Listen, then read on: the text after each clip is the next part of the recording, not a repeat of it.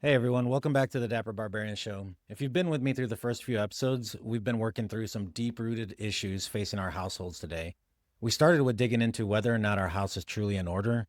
What does a relational covenant look like over a contract? Deliberately choosing purpose over drifting through life. So, if you're enjoying it, give it a like, follow, or subscribe. If you're new, go back. It's worth the time for all of us to reflect on those kind of topics. But today, I want to get into what is the undercurrent to that friction we feel in actually implementing any of it.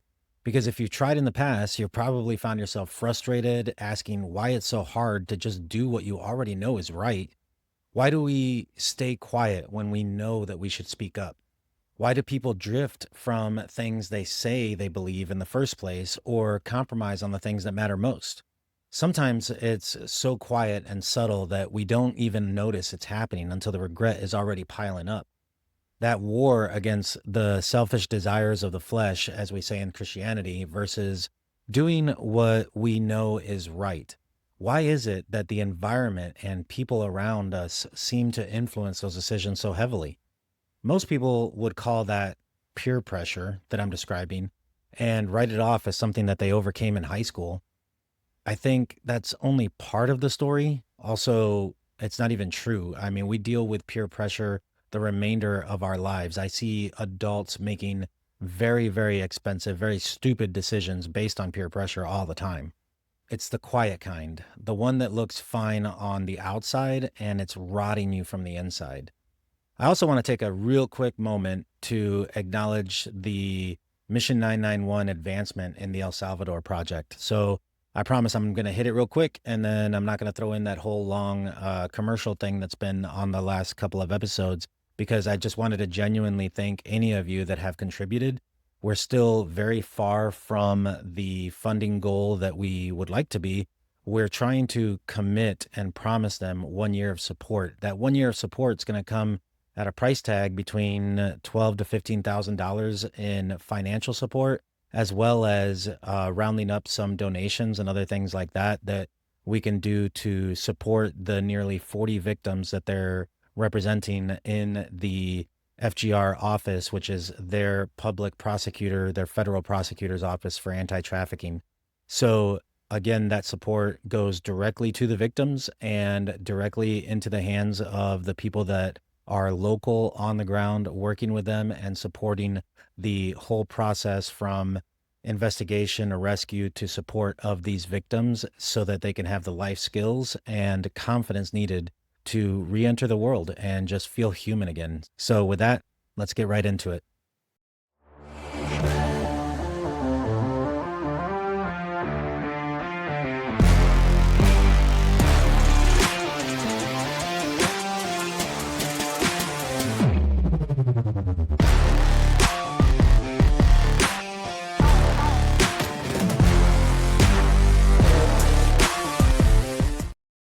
Okay, belonging and wanting to be accepted isn't the issue here.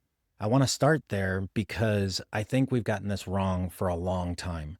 The conversation about peer pressure usually starts with the assumption that that desire to belong to a social group or a peer group is the problem, that the influence of the people around you wouldn't and shouldn't matter. That's not just wrong, it's dangerous, and it sets us all up for failure before we can build up the maturity needed to stand in that kind of thing without compromising. There is a time and a place to be your own person and stand your ground for sure. But true conviction is usually what is driving that in today's society. More than anything, it's a stubborn self entitlement and demanding the world to conform to your preferences. So it's certainly not about your gym clothes that are, of course, just for your comfort, what color hair you have, or whether or not you wear the button up shirt for the event. Humans, and I assume that everyone listening, except for Fido at your feet, is a human, are all tribal creatures. The loudest lone wolf type in the room are probably the ones most in need of that external affirmation for their not so quiet and fake suffering. But that need to be accepted and to be approved of isn't a flaw in the design. We were built for community, for accountability, and for shared purpose. Not having your tribe's approval and acceptance was a death sentence in the harsh reality of survival for thousands of years. We need people who expect something from us, who call us up to the better versions of ourselves. Every meaningful thing I've ever accomplished happened inside of some kind of structure where other people had skin in the game with me. Fight school, flight school, but I guess fight school works too, honestly. The nonprofit, even the show, the presence of other people who are counting on you is not a weakness to be managed. It's fuel to get you through the day and toward that destination. It's honestly the only reason I came back to this platform after talking myself out of it the first time around.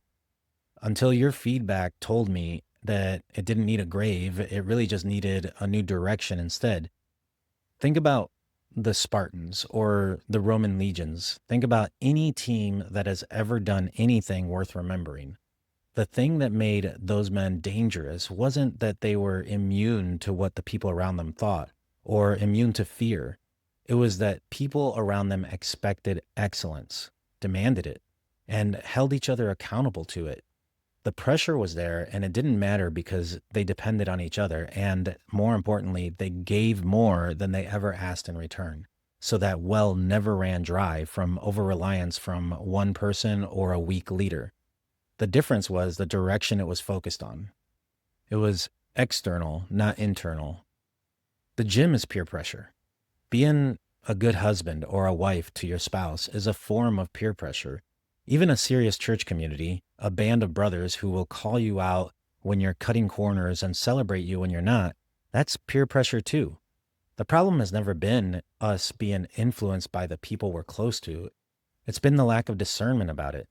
Letting anyone speak into our lives with unearned authority. We let in whoever gives us attention, really, or whoever makes us feel best about our worst impulses in that moment with no regard to the future or the consequences. And then we wonder why the direction feels off. You will be shaped by the people in your life. Statistically, you are the average of the 5 people you spend the most time with. You're special, but you're not that special, man. The statistics tell us where to keep our guard up. The question isn't whether someone is shaping your mood and your behavior.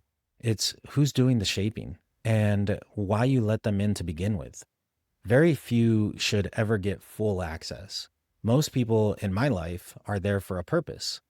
This protects me and our relationship by managing those expectations.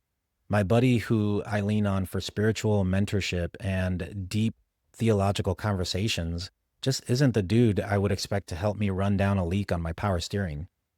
Likewise, my mechanically oriented guy isn't the guy I expect on a long run with me. When it comes to the topics they speak into and the weight that I put on their words, it's the same. Any of my friends are open to freely speak what they believe they need to, and they know that. But I'm not likely to take marriage advice from a 20-year-old with no kids or long-term commitments. However, I also won't disregard that same 20-year-old's insight to something that maybe needs attention from a more mature angle.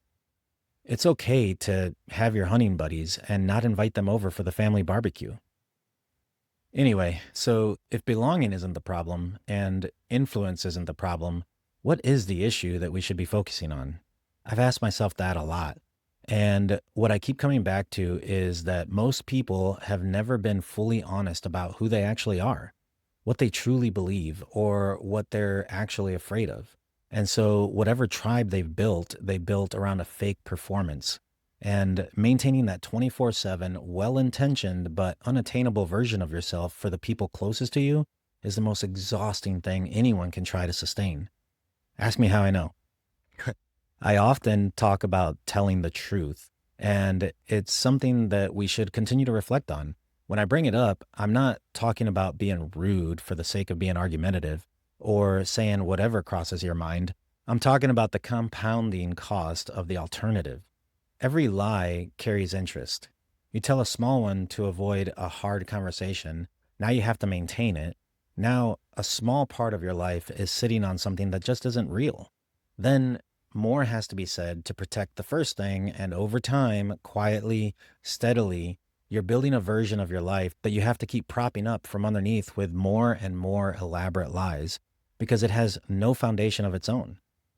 It can't hold its own weight. It's essentially a house of cards. We all know what that looks like. The man who keeps telling his wife that he's fine for 3, 4, 5 years when he's nowhere close to fine. The guy performing faith on Sunday, but he doesn't live it out through the rest of the week, and he knows it. So does everyone else around him. And nobody says anything because the performance has just become the relationship at this point.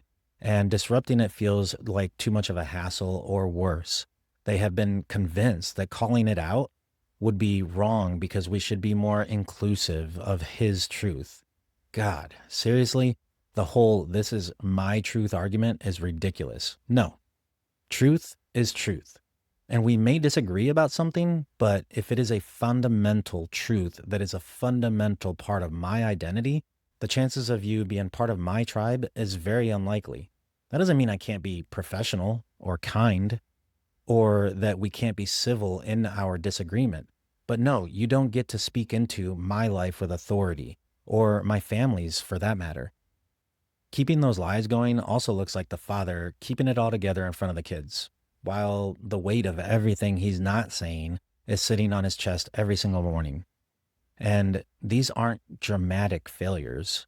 There's no single moment you can point to. They're quiet ones that accumulate over time, like raindrops in a barrel that slowly fill it to the point where it can no longer be carried without spilling over on everything around it. And the research on this is very consistent. Living in the gap between who you're presenting to the world and who you actually are produces real damage over time. Anxiety, resentment that doesn't have a clear source to address. That dull kind of loneliness that doesn't make sense because you're surrounded by people. You can be liked, you can even be needed, but you can't be truly known by someone you're performing for. Because you're always afraid if they really knew the real you, that they would abandon you. And I spent a season of my life in exactly this place. I know it very well. Just quietly maintaining a version of myself I thought was required by the situation. And I was, after all, showing up, producing at work, providing for my family. I was the man who got things done. It was always output and never anything that would recharge me. And I settled for not having the affirmation and the intimacy and love in the relationships around me because I told myself I didn't need it. Honestly, I believed at times, still believe, I didn't even deserve it. This is something with long-lasting consequences that follows me into every day, today. So I continue to push myself. And when that hunger for the embrace or approval of a loved one started to creep in, I told myself not to be weak. I found myself seeking more and more dangerous work because at least in those environments, the threat is in front of me and I can address it. When you're carrying a story about yourself that isn't true, the threat is everywhere, all of the time, and there's no switching it off. You can't ever stand down from it because everyone's response, especially in the modern American church, is to rest. Their version of rest, by the way, is a weekend holiday or staying home with no to-do list. But that's exactly where the monster inside of you is the strongest, and you know it, and you fear it. In time, with a lot of work, meditation, and prayer, I learned to tame it. But not before it left its mark on my relationships with those closest to me. James 1, verses 22 through 24 tell us not to deceive ourselves, that if we hear the word and do not act on it, meaning if we don't take action in that truth, then what's the point? We walk away forgetting, not knowing who we are, or what purpose we are here for. It says, be doers of the word and not hearers only, deceiving yourselves. For if anyone is a hearer of the word and not a doer, he is like a man who looks intently at his natural face in a mirror and goes away and at once forgets what he was like. Hold on to that verse, because what James is describing isn't a man who's ignorant of the truth. It's a man who sees it, understands what's at stake and what it will cost, and then walks away and picks the mask back up to continue the charade.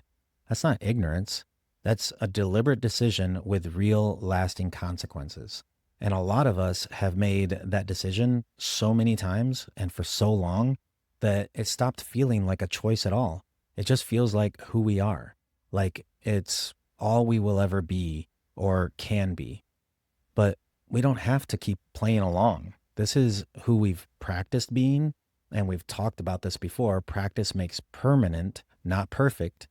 That works in both directions, though. If you want to be different, it will take work, it'll take practice, but it can start today. Viktor Frankl was an Austrian psychiatrist who regrettably lost his family, but he survived Auschwitz. If you haven't read Man's Search for Meaning, it's a great book that puts language to a lot of this from a man who's been there and done that.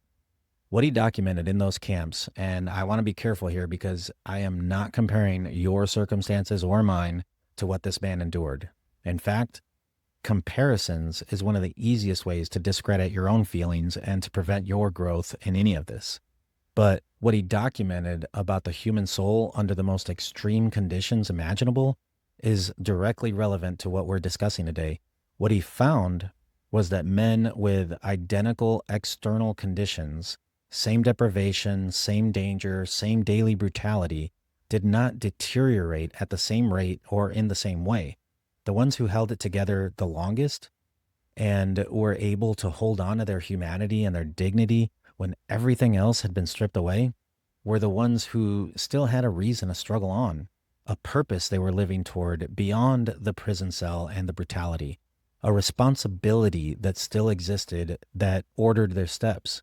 He watched men share their last piece of bread, not because they had more, but because that's all they did have, because they had something to orient toward that was bigger than their own survival.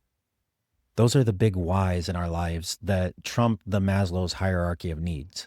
He wrote that a man who knows the why of his existence can endure almost any how. And the opposite was also true, and he watched it play out over and over again. The man who loses that thread of meaning deteriorates faster than the physical conditions alone can explain. He called it an existential vacuum. And he also pointed out that it isn't only extreme suffering that creates that. Comfort without purpose does the same thing. Maybe more quietly, but just as completely. And if you don't agree, ask yourself why the ones that made it, the celebrities and the millionaires, are still getting divorced, fighting over custody battles, addiction, and taking their own lives like the rest of us. Why would they be struggling so much and so similarly if comfort was all there was to attain in this life? So we've built one of the most comfortable civilizations in human history, and AI is about to shake that up one way or another. But in the short term, it looks like it's going to be improving comfort even further. More access to every distraction and numbing agent available than any generation before us. And anxiety is climbing. Depression is climbing. Addiction is climbing. The male suicide rate, particularly for middle-aged men, has been going through the roof and in the wrong direction for years. And the conversation about it is mostly still non-existent, except for small circles. Frankl wouldn't be surprised by any of that, because comfort was never the point. He was clear in his writings. What man actually needs is not a tensionless state, but rather the striving and struggling for a worthwhile goal, a freely chosen worthwhile goal. We removed the struggles of the day-to-day and we called it progress, but the price of that trade is showing up in the men sitting across from you at work, in your household, and in your own mirror at 2 a.m. when you can't sleep and you don't know why. This is something that we chose for the generations yet to come as well, because the striving after comfort is taught at the youngest levels and steeped in what is now called the first world, the modern countries. Early retirement is the goal for every youth, but why? What will you do with your life with an early retirement? And where will you find purpose without something to strive against? And this is also why I get so frustrated when I hear the modern church push a grace-only, abundance-only gospel, essentially packaging the decision to commit to Christ as a lifetime all-inclusive resort. They say, Come to faith and the hard things get easier. Get your purpose right and the path smooths out. Maybe, but it isn't promised. And seasons will ebb and flow like the tide. And Job had his house in order. Paul was writing from prison cells. The brothers were tossed into the furnace. The lions, the witches, the bears, oh my. Yes, the Bible has all of those. It's a pretty good read. If you haven't tried it, I recommend it. But the promise was never comfort. It's closer to meaning and love and peace, not because of struggle, but despite of it. Its truth doesn't call you to avoid pain, but to overcome it, to the knowledge that the suffering isn't random, that it's being used, that the process builds something real and tangible. We're not talking about a participation trophy here. We're talking about winning your race with all of your personal obstacles and celebrating your wins. Sounds pretty great, yeah? Why doesn't everyone just do it that way? Well, for starters, it's pretty damn hard to run a race, let alone finish well, when you can't see the path in front of you. And the moment you step off your path, the trail becomes so much more treacherous and tangled that getting back seems impossible. I'm talking about the deliberate and exceedingly well-funded campaign to capture your attention and your will in the process. Jonathan Haidt is a social psychologist out of NYU, who's another one of those self-proclaimed atheists and theists, according to the internet, that most Christians would never even read. But his work on moral foundation theory, the political polarization of social media, and the impact on your youth deserves a closer look. His research in his book, The Anxious Generation, documents what he calls the great rewiring of childhood. The argument that the shift from a play-based childhood to a phone-based one, which happened when smartphones became standard for adolescents around early 2010s, those produced a documented multinational epidemic of anxiety, depression. He identifies 4 foundational problems in this: social deprivation, sleep deprivation, attention fragmentation, and addiction. And before anyone decides we're talking only about teenagers here and shrugs it off, adults are not immune to any of those 4 things. I'm not. You're not. The system isn't running ID checks or discriminating between clicks. Every app on your phone was designed by a smart, well-paid person whose entire workday was centered on holding your attention for as long as possible. That is not a conspiracy theory. That is a publicly stated investor-facing business model of every social media platform. It's what they sell with the big marketing promises. Attention is the product and you're the resource. And the longer they've been at it, the more they've learned about exactly what motivates and manipulates us. And the more precisely they can shape what you see next. Control the attention long enough and you can eventually shape the belief. Shape the belief, you shape the man, and the predictable outcome that comes after. We've handed them the strings, and it's on them when and how they pull them. We covered this identity topic on the last episode, so to build on that, the drift, the slow departure from the man that you know you're supposed to be, almost never happens through a single dramatic decision. It happens through accumulation, a feed that keeps confirming your worst instincts, a series of yeses, right? It's the story of the 2 wolves. Which one wins? The one you feed. And you feed it in a comment section that rewards your anger and ignores your thoughtfulness. A platform that makes the 60-second performance of an impossible life look like the real one. All of it moving fast enough that the still small voice calling out to you in your day-to-day life can't get through the noise. I stepped away from social media for a significant stretch of time. Not because I think technology itself is evil, or because I went full off-grid. I run a nonprofit. I host a show. I need the tools, and I acknowledge their usefulness. I needed, however, some control measures in place because I noticed my thoughts and my mood would shift after a particular song or a rant on YouTube. The echo chambers are so easy to build up. Maybe I had a difficult conversation with my wife, and I'm shown my options still on the market. Or I'm not feeling my workout, and I get a feed of all the reasons why men at my age should just hang it up. Like, what? No, man, I'm in control here. Well, God ultimately, but I am accountable for my words, deeds, and actions. And I'm not relinquishing that to anyone. It's like that scene in 300, you know, like, yeah, I kneel, but, my knee, it's always giving me problems. Sorry, bud. Those who have known me in some of my dark night seasons know that I will be the one to pay whatever is necessary to live my life with freedom over a comfortable prison. But that doesn't mean I haven't gone off course. Hell, I've gone full blown multiverse when it comes to losing my way. It doesn't always start dramatically. Sometimes it starts with a slow drift, and the drift is a lot easier when your attention is being managed by something that has no interest in who you actually are or who you're supposed to become.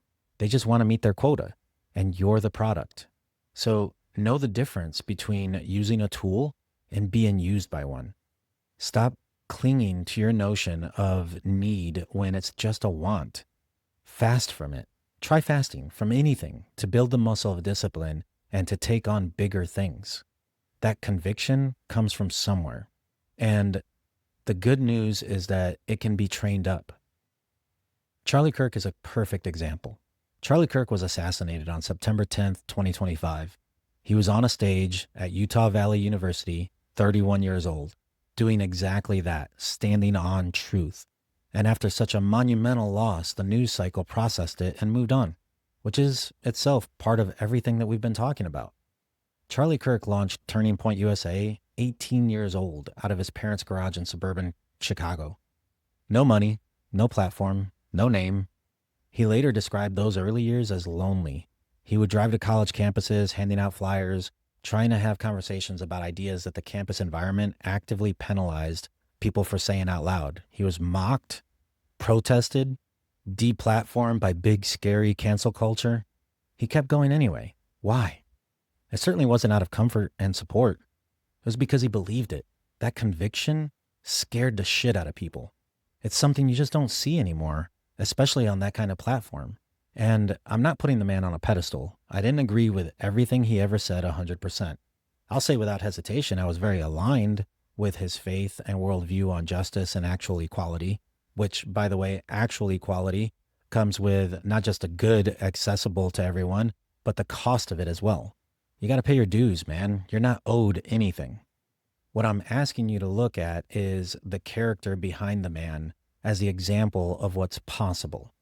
What Charlie Kirk demonstrated over 13 years in one of the most hostile public environments available to a young man in this country was something genuinely rare these days.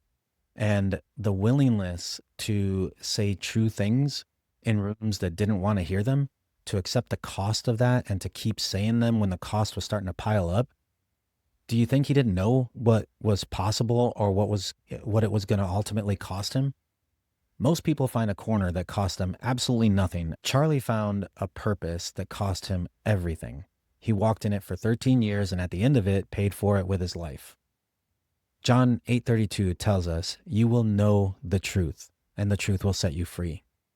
That's one of the verses that shaped the world everyone lives in, and they know it to be true. They just know it, and they know it's wisdom. People say it without any theological training, without any church background, and without knowing where it came from, because it is written on your heart. You can't escape those kind of truths. They're woven into the fabric of our existence, our shared life experiences, whether you acknowledge the source of it or not. If you abide in my word, you are truly my disciples, and you will know the truth will set you free. John 8:31-32. But that verse, that scripture, we can rest on, but the secular version almost always leaves out the verse right before it. If you abide in my word, you are truly my disciples, and you will know the truth, and the truth will set you free. The freedom isn't free. It comes through the abiding, through staying in it, even when it costs you something to say or do the thing. The American church absolutely loves reciting storylines for a free and unconditional loving God. That hippie Jesus just isn't the one that I've come to personally know. My Lord and my Commander absolutely offers his love and grace and forgiveness to all that would call on his name and repent without exception. Absolutely. but it is not unconditional. There are 945 mentions of the word if in the ESV Bible. Conditions and expectations are given almost 1,000 times. Charlie Kirk abided in what he believed, and I think the lesson his story really leaves us, regardless of the politics, is that truth-telling at any level requires courage. Most people are just not willing to build up because it's in the suffering that it's honed and trained and built. That conversation you keep putting off with your wife, the thing you believe that you've been keeping quiet at work because it's easier just not to, whatever, fill in the blank. The standard you let slide because nobody around you holds to it and you don't want to be called the stickler. You don't want to be that guy. We call that normalization of deviance in aviation. I do this podcasting out of obedience to what I believe is a part of my purpose and calling, as well as in obedience to wise counsel from men that I believe to be my elders and betters, spiritually and in life experience. I don't expect to ever stand on anything remotely resembling Charlie's presence, but I'll tell you what, if God's will is that I should someday, I can only pray that I handle it with the same courage and grace. So, what stitches all of this together? We've got the fact that we were built for tribe, and that isolation is not a personality preference, it's a wound. We know the importance of telling the truth and the compounding interest on what happens when you avoid it. We can understand that comfort without meaning destroys people quietly and thoroughly, and that the suffering you're trying to get around might actually be the path to the life that you dream of. And we've identified some of the biggest distractions that pulls us off course, like your phone and your addictions, and all of it points to the same question: responsibility, but to what end? Meaning according to whom? Most men can see the need for purpose in their lives and feel that deep desire for tribal acceptance. We all know the burden of keeping our mask up in the wrong room and the wrong relationships, but if purpose comes from the culture, it changes every few years depending on where people are voting with their dollars, or if it comes from politics, it changes every election cycle. If it's given to us by a career, then it slips away when your moment downsizes or you retire, which is likely why we see people deteriorate so quickly after retirement, just like Frankl observed. Worst of all, if we extract it from our intimate relationships, they buckle under that pressure and become festering wounds of resentment when we don't get what we want from our partner. We need the right foundation, starting with the right cornerstone. I believe purpose comes from the Creator. This is simply a conclusion drawn from everything that I've been through in my life and observed in and around me, because it's the only answer that makes any logical sense, really. And I know some of your self-proclaimed intellectuals out there will smirk at that, but do the research yourself. After the military career, the marriages, the failures, some of which I've shared, but after years now of sitting across from people whose stories make my hard seasons look like a Bob the Builder episode, it is the only answer that answers any. What has not moved is the conviction that I was made for something specific by a God who knew what he was doing when he made me, and that the suffering I've walked through is not random. It is purposeful formation made possible despite my best efforts to sabotage it at times. Ephesians 2:10 says we are his workmanship, created in Christ Jesus for good works, which God prepared beforehand, that we should walk in them. We touched on that the last episode from the purpose angle. I want to come at it a little differently here. The works were prepared beforehand, before that divorce, before the debt, before that night in the wrong place at the wrong time, and before the addiction. And the thing that still wakes you at 3 o'clock in the morning, the purpose was already there, and it hasn't been canceled out or diminished by any of that. It was shaped by it, sometimes painfully, but it was not removed. The question is always, are you walking in it or running away from it? Or are you willing to correct course? And walking in it, I can tell you from my own experience, doesn't feel like clarity most of the time. It feels like the next right step. When you get in your car for a 4-hour road trip at night, can you really see the entire way to your destination? Can you see the full path and all of its possible dangers? Of course not. You can only really make out the next 30 yards at a time. And that's how we get through it.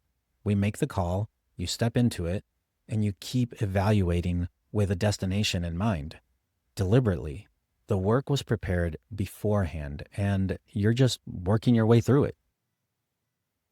All right, I want to challenge you this week. First, get honest about the gap that's been sitting there unattended for too long, not in a self-depreciating way that sends you into a shame spiral, because that's just a lie wearing a different hat. Just be honest. Give credit where credit is due for the failures, but don't embellish it on yourself or on those around you. The gap between who you're presenting to the world and who you actually are, name that. Sit with it.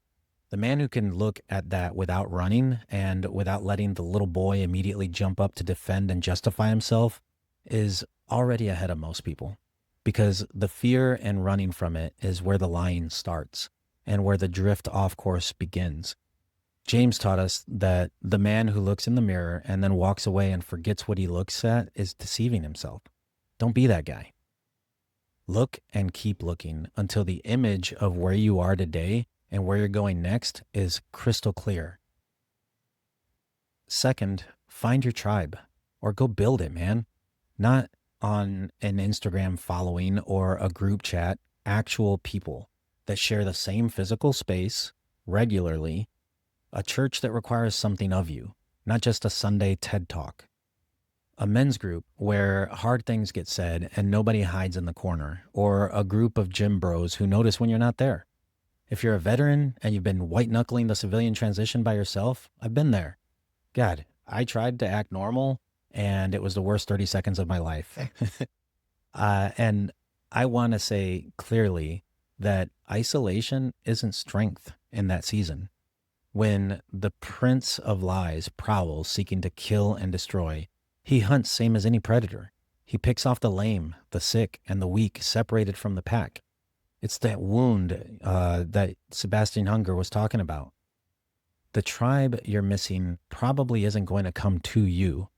Go find it or build it, because the man or woman next to you likely needs it as badly as you do. Somebody has to go first. Let it be you. Whether that's in your church or an intramural league, a hunting trip, a brewing or grilling group, just make sure that I get the invite to that one, or even a D&D group. You get the point. Whatever works for you guys, just get out there, fail, and then do it again. Third, decide what's actually true, and then live it, speak it. There's power in your words. Say it to an empty room at first if you have to. Do the uncomfortable thing. If you're a Christian, that means prayer that isn't a scripted performance. Scripture you're wrestling with and not just memorizing. Repentance that's specific and not theatrical. Service to something or someone that costs you something real. Faith on Sunday with no conviction throughout the week is lukewarm and hollow. John 8:32 is right. Whether you've been in church your whole life or never been inside of one, the truth sets you free, but you have to wear it all of the time, not take it off the shelf only when it's safe and benefits you. The freedom is on the other side of that. No shortcuts. In a world of cancel culture that documents everything 24/7 on the internet, radical truth is the only way you can disarm that fear and anxiety that builds. Accept your failures and learn from them. And then go and show, don't just say what has or will change. So ask yourself, what are you still pretending at? Because whatever comes up when you meditate on that question throughout the week, that's the starting line. And the starting line is a good place to be. It's a good place to start. So keep your chin up, brothers and sisters. You're still in the fight. Shield wall, barbarians. We're in good company, and I'll see you next time.